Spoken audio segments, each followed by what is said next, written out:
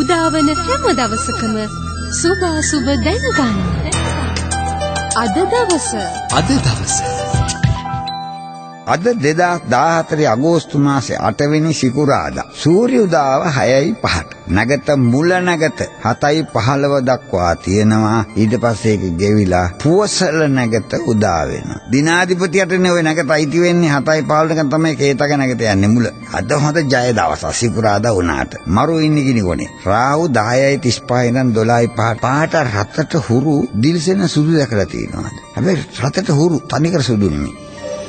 මේෂ ලග්නය සටනට නිකම් පොඩ්ඩක් වලියට එහෙම බර වෙන දවස. බොහොම පරිස්සම් වෙන්න ඕන. පිහියානුමකින් එහෙම නැත්නම් නැති කරදරයකින් නැති සතුරු සදා ගැනීමෙන් තමයි දවස කෙලවර වෙන්නේ. නොකීවේයි නොකියව ඔළුව හොඳින් පාවිච්චි කරන්න. වෘෂභ ලග්නය දවස නම් නරක නෑ. 2:50ක්වත් වටින්නේ නැති සතුරු කරදර ඇති වෙනවා. වශබ්‍රක්න හිමියෝ ඕක මතක තියාගන්න ගන්න අද එහෙම කෝඩ වලට පැටලෙන්න ඉඩ තියෙනවා. මිථුන ලග්නය කියන්න වැරද්දක් නෑ. වියදම් කෙසේත් ආදායම හොඳයි. ශරීර සෞඛ්‍යය හොඳයි. ඒකෙත් වරදක් කියන්න දෙයක් නෑ මිථුන ලග්න හිමියන්ට. රැකී ආරක්ෂා අනේ සාමාන්‍යයෙන් ගත වෙලා. එහෙනම් ඉතින් හොඳයි. කටක ලග්නය යන කුණු ඇඟට කපාගෙන එනවා. හවස වෙනකොට බලන්නකො මා කියන දේද වෙන කෙනෙක් කියන දේද හරියන්නේ කියලා. කාලයට ඉඳ දෙමුකෝ බලන්න.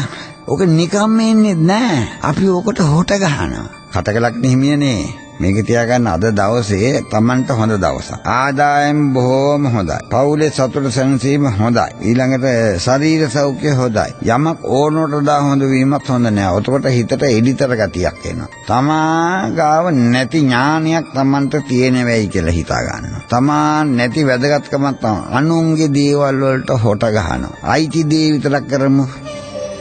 සිංහ ලග්නය නරක වෙන ආකාරයක් නම් පේන්නේ නැහැ. මුදල් වියදම් කිරීමේදී ටික ප්‍රවේශමෙන් කරන්න. හිතේ ප්‍රවේශම අතේ ප්‍රවේශම තියාගන්න මුදල් වියදම් කිරීම. ඒක තියාගත්තා නම් ඔක්කොම හරි.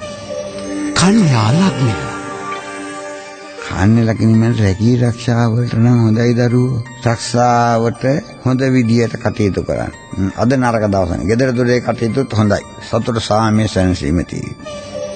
තුලා ලග්නය තුලාලක් නිවියන්ට නම් හොඳයි. රැකී ආරක්ෂා මොකද්ද තියෙන වැරද්ද? කිසිවක් නැහැ. ආද සතුරෝ නිවිල පෙන බාගෙන ගිරිය පුප්පන්නේ නැතිව පෙන බාගෙන ඉඳී. පාසු ජයග්‍රහණ ලබා. අවශ්‍ය තමන් ඉදිරිපත් වීම පමණයි. වෘශ්චික ලග්නය ශරීර සෞඛ්‍ය ගැන විතර පොඩ්ඩක් නිය උකටලී ගතිය. නිය වෙන්ද නැති බියගුළු හීගතු ගතිය. නෑ අසනීපක් හැදිලා නෑ. හැදෙන්නේ එනකොට නිය ගෑන්නේ අමුතු ගතියක් තියෙන හීගතු ගතිය කියන්නේ. ඒ වගේ දවසක් වගේ දැනේවි. වෘශ්චික ලග්න හිමියන්ට. ඒවා දවල් වෙනකොට මගේ ඇරලා යාවි. කම්මැලිකම ඉහෙට ගැහුවම මම හිතනවා. ධනු ලග්නය චන්ද්‍රයා ඉන්නවා ලග්නට වෙලා. බ්‍රහස්පති ග්‍රහය හැවත් ලග්නාධිපති මාරකස්ථානයේ ඉන්න. මාරකස්ථානයේ හිටියාම භයාන්තකාරයන් දුරු වෙනවා. මොකද දන්නවද? එයා ඉන්නේ රවි බුදයි එක්ක. ඔය දෙන්නම මේ ධනුවට සුබයෝ. බුද කියන්නේ මිථුන කන්‍යා දිකේ අධිපතිය. කේන්ද්‍රස්ථාන අධිපතිට සෞම්‍ය ස්ථාන දෙකක් නරක බව මා නොදන්නවා නෙමෙයි. නමුත් බුද ඉන්නේ ගෝචරයේදී පාපියොත් එක්ක කහුවෙලා නෙමෙයි ලග්නාධිපතිත් එක්ක කහුවෙලා. කියන්න වැරද්දක් නෑ.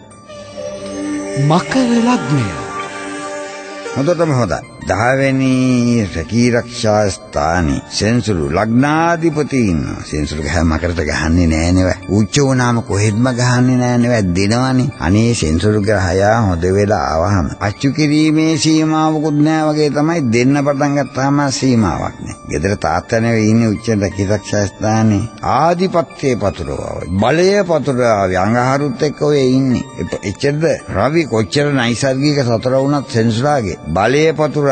තාන්නමාන ලැබේවි. ගෙදර දොරේ සෑහෙන උදව්වක් ලැබේ බිරින්දෑගෙන් දරුවන්ගෙන්. එහෙනම් ඉතින් නරක වෙන්න විදියක් නැහැ.